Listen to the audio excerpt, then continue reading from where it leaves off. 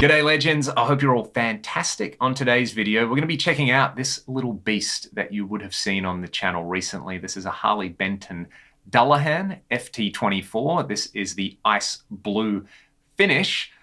They sent this over to me recently, basically to make a bunch of noise with. So I'll make some noise with it first over a little jam track for you all. Then we'll talk about the specs.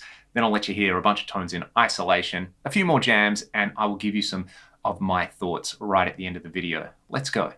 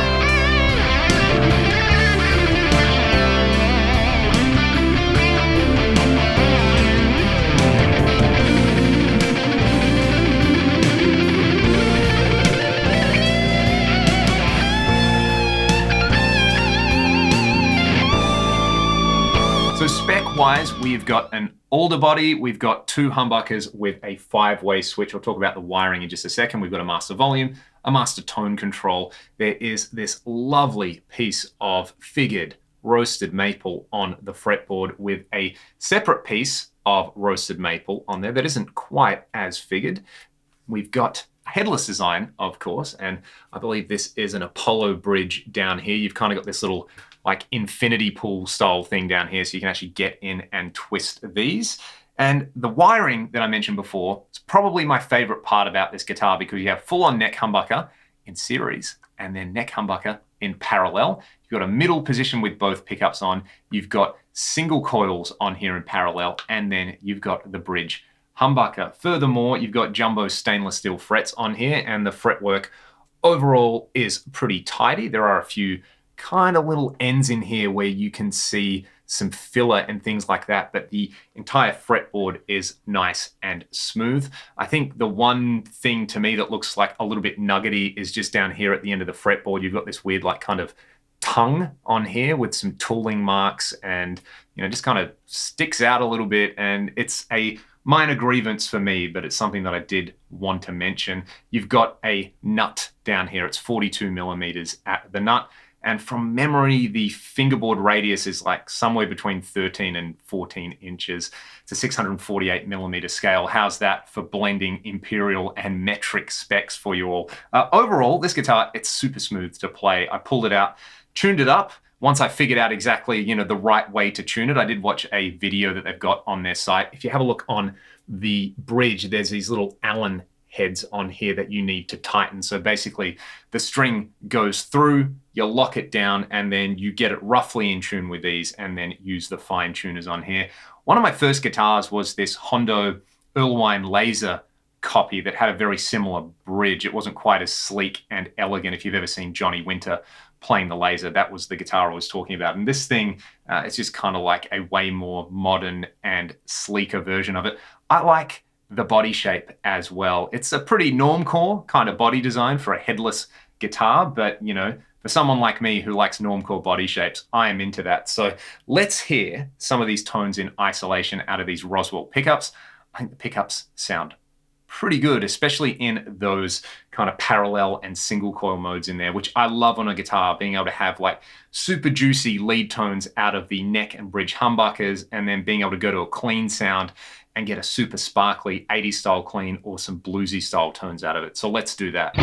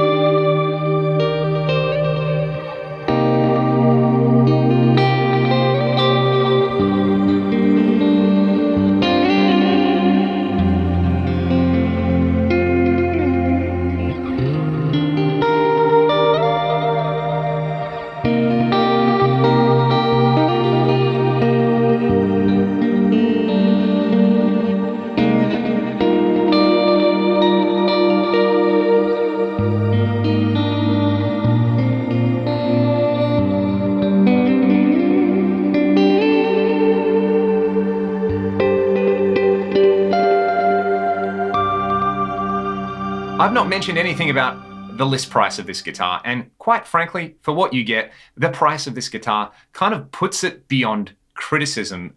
I worked it out that the equivalent price in Australia, given the current exchange rate, it's less than 500 Australian dollars. It's like 330 something euro. I know if you ordered one of these in Australia, you need to pay import duties and shipping on top of it. But if you're in Europe or if you're in America, that is just a ridiculous, ridiculous deal.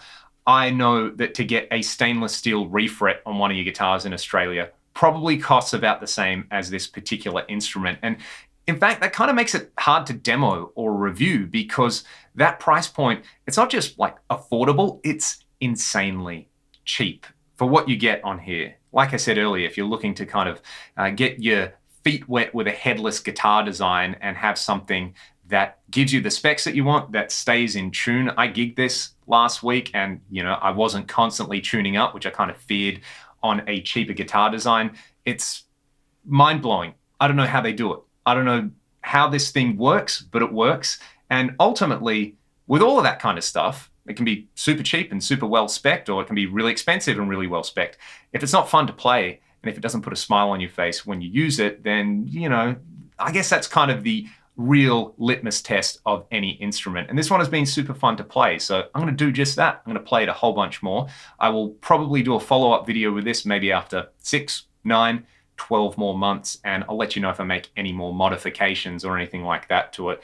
And yeah, other than that, let me know your thoughts in the comment section below. Is this the sort of guitar you might consider trying out, or is there anything else in the Harley Benton range you want me to look at? Let me know in the comments. Again, a big thank you to Benedict and the team at Harley Benton for sending this one out to me to make some noise with. If you want to support my channel, there are some affiliate links and some links to my music and my Patreon that you can follow in the video description. Otherwise, have a great day. Thank you so much for watching the video, and I'll see you next time.